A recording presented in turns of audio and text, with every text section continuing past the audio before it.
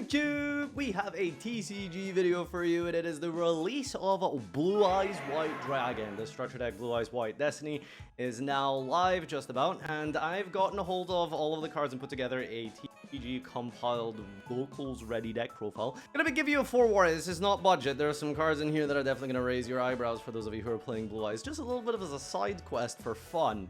Let me show you my build and get into today's video.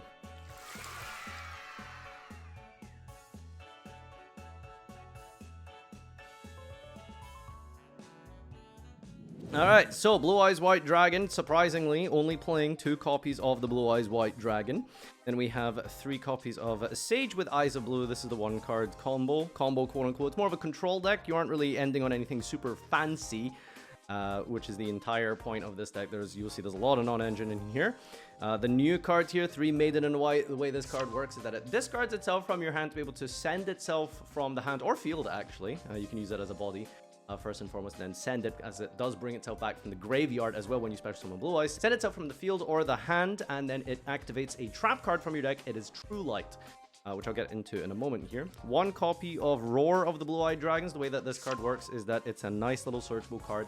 Allows you to recur your banished Blue Eyes White Dragons, but it does also help as an extender as well if you want to do some combos a little bit heavier into Nibiru, which I'm trying not to do that with this deck. Spirit Pass is enough, and also Seals as well. So it is a very much a mid-range deck. 3 copies of the, what is it? What did they end up calling this? Wishes? Yeah, so the way that this works, it's a discard to add a light spellcast. So basically it adds a Sage or Maiden. And it also adds a spell or trap that mentions Blue Eyes. I'm sure there's a bunch of random crap out there that you could run in this deck, but more often than not, you're just adding a copy of Roar, or the other trap card, which is really nice in this deck, is the True Light that I mentioned, Majesty of the White Dragons. This is a non-targeting destruction by revealing Blue Eyes in field or grave, maybe hand as well. You just point at it. You just have 2 Blue Eyes in the graveyard, you just activate it, pops 2 cards without targeting. Really powerful card. You can get this off of True Light or just searching it off of Prayers if you have access already with the rest of your Blue Eyes engine. So a non-targeting destruction is a really good, powerful play in this deck, especially to stop those Malice bodies from hitting the field, the Yugioh bodies. Really, really super powerful card, and it can reset as well from your extra deck with Tyrant Dragon. Really important card here. Mausoleum of White is pretty awful and terrible. It's been around for 15 years, but it's actually pretty good when you can just search it as a one-off. An extra normal summon gives you another body to help you synchro into Spirit Dragon. It also Foolish Burials Blue Eyes White Dragon from the deck to the grave, which means that you can use to special summon it back from that grave with the Link 1 monster, triggering the Maiden to make a Spirit Dragon under 5 summons. Mausoleum of White is kind of mandatory. You can't not play this. It's kind of the whole point of the Link 1. And that's it for the whole Blue Eyes engine. This next part is really sad, sadly. But I feel like this deck does not do anything without the Primites. We've got 3 Barrel, 3 Lordly Load, and a Drill Beam.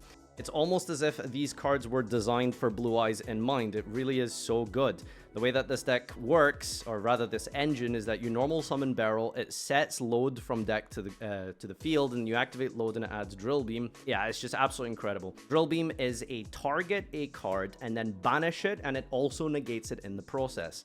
Barrel comes back every single standby phase to your hand. In your standby phase, remember the text change. And it's a level 4 or lower dragon. It makes the Link 1, and it makes Hieratic Seals. It's probably the best normal summon in the deck because it does just get you to your Blue Eyes engine alongside the Link 1. Phenomenal card, absolutely incredible, and it's a shame that it cost me £175 to get this whole core.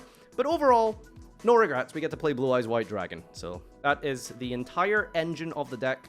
From here, you're basically just adapting the rest of your deck according to your meta and your locals and whatever else you want to build around. Pot of Prosperity, I suppose, kind of counts as an engine piece. It gets you into Disruption once you've done your combo, or to find starter cards if you don't have it. 1 copy of Talents and 41 cards is how we like to play it. That's just how it is. And like I said, the talents can be changed and the rest of the engine is just whatever. We play 3 copies of Ash Blossom, 3 copies of Infinite Impermanence, 3 copies of Nibiru, the Primal Being, 3 copies of Effect Veiler. Of course, Effect Veiler very, very good in this deck because it's completely searchable. So if you don't need the Maiden of White that you've already drawn, or you have an extra Prayers, you can activate it and just get this card from your deck to your hand. And some synergy in this deck that works really nicely is Dominus Purge. Ash and Purge, really bad against Malice. They're the... Yeah, just not really great. Purge especially. But against everything else, it's just so generic enough that you want to play it because the restriction doesn't really apply to you. But we are playing some dark monsters with the Magnemite and the Druid's Worm. If you draw them, you just use them before you Purge. There is some anti-synergy there, but it really doesn't matter. It's so minimal that it's honestly fine. The Bestials are just kind of good this format. You can search it off of seals. And if you've managed to use Purge, just don't summon Magnemite. Just get a different card instead. So yeah, that's the entire non-engine. That's the whole deck and of the main deck. And yeah, you are very much playing this as a mid-range deck, as a control the field and hand trap your opponent, and just keep it nice and simple. Let's get into the extra deck here. So this is where things can be very flexible. I've opted to play only one Ultimate Spirit Dragon. This is my only level 12. Some people play Crimson, some people play Cipher to protect their back row, some people play Crimson into Blazar. All really cool, all really good, but you can see from OCG statistics, they're all cutting that. Why? Because when you play a real game of Yu-Gi-Oh! With interaction and hand traps and disruption, getting to 2 level 12 bodies and doing your full combo sounds nice. It doesn't happen. In fact, what happens more often than not is why I'm playing this. I'm playing 3 copies of the Link one because it really does feel like it comes up in those grind games. If your first one gets negated, you kind of want to make the second one to use the Reborn, and then further than that, for turn 3 onwards, you still want another Link one, which is why I think this should be played at 3, at least in the current format. Again, minimal testing. I've only done a couple of games this morning and last night, so I don't have a full feel for the format of how Blue Eyes is going to feel, but I just think that 3 is kind of what you have to play alongside 2 copies of Sealers as well. 1 is enough, but again, you grind with this deck, you interact a lot with your opponents. Games generally don't end on turn 3 that often. You will find yourself needing multiple copies, so I've opted to go for the Links as the focus of the deck rather than turboing out Crimson and summoning all these crazy big Wongo combos. So yeah, I think that's kind of the way you should be playing this.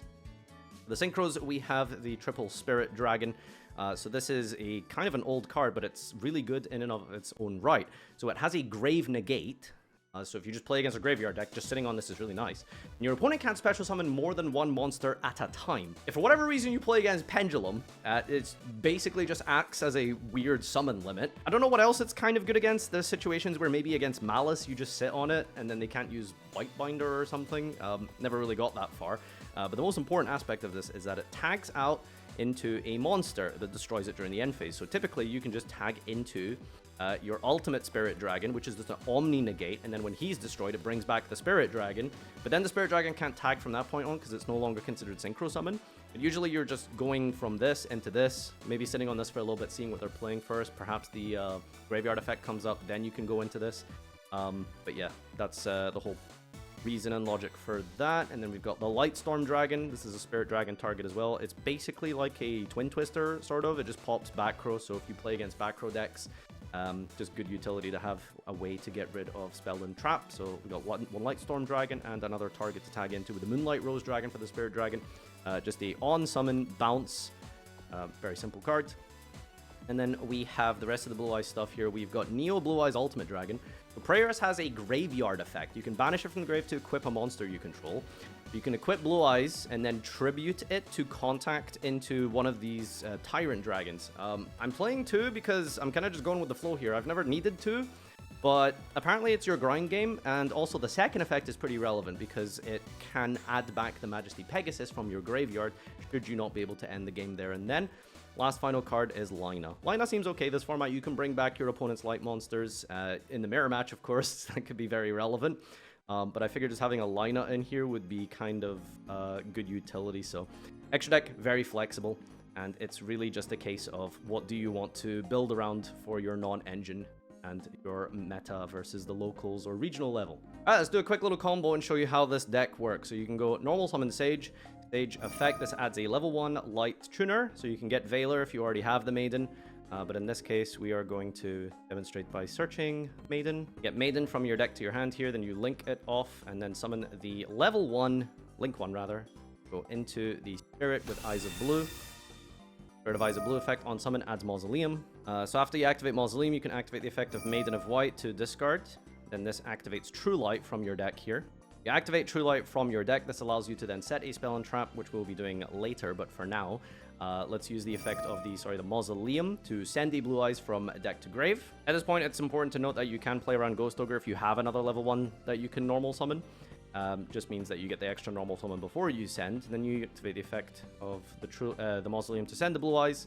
Activate the Spirit with Eyes of Blue. This tributes itself to special summon Blue Eyes back from the graveyard. This then triggers the Maiden of White when you special summon Blue Eyes to bring herself back. Then you just go for a Synchro Summon, synchroing into the Spirit Dragon. At this point, you're on 5 summons, so you can attempt to enter the end of the main phase, at which point your opponent is forced to Nibiru here if they want to. From there, you can continue and make a Seals. But we're going to keep it nice and simple here and just go to the end phase and activate the effect of True Light to then set a card from our deck here. That's going to get the Majesty of the White Dragons. So, Majesty of White Dragons is a pop. You have the Spirit Dragon to tag. You have the True Light to revive as follow-up. All with 1 card. Depending on the rest of your hand, of course, you're going to have non-engine in there. Maybe a Nibiru, maybe Ash, Veiler, Imperm, etc., etc. So I do like to play this as a very simple, basic control deck. Don't try and extend too hard. This deck does kind of lose to Nibiru if you play really hard into it, but there are ways to mitigate it if you specifically play around it. A nice, simple 1-card combo plus all the cards in hand. And of course, starting with a normal summon Barrel plus Sage in hand is really good because on top of this, you would have a set Drill Beam as well as the rest of your hand. The Drill Beam is made live because of the True Light reviving on your opponent's turn to bring out the Blue Eyes Vanilla from your graveyard. Thank you everyone for watching today. This is a very basic rundown of the Blue Eyes White Dragon TCG deck from the structure White Destiny. Hope you guys enjoyed this. Leave a like, comment, and subscribe as always. See you guys next week where I'll have some locals gameplay featuring this and see if I can actually win the entire event, depending on how lucky we get. So Barrel be in your favor. Thanks so much for watching. Peace out. And until next time, adios.